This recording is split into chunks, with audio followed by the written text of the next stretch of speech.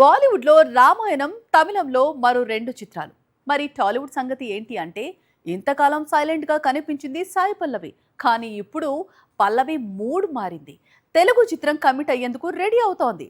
అయితే ఇది గత చిత్రాలకు భిన్నంగా మైథాలజీ అని ప్రచారం సాగుతోంది.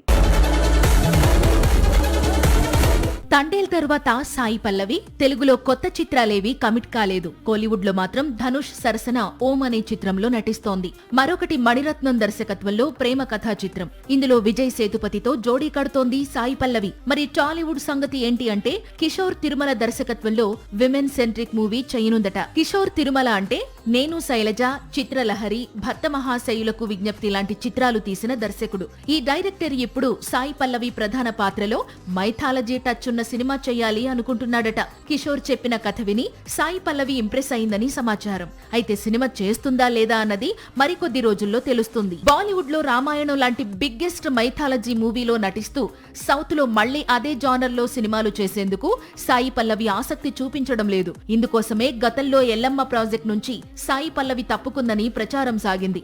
ఇప్పుడు కిషోర్ తిరుమల సేమ్ జానర్ లో మూవీ అంటే సాయి పల్లవి డేట్స్ లాక్ కావడం కష్టమే అంటున్నాయి టాలీవుడ్ వర్గాలు.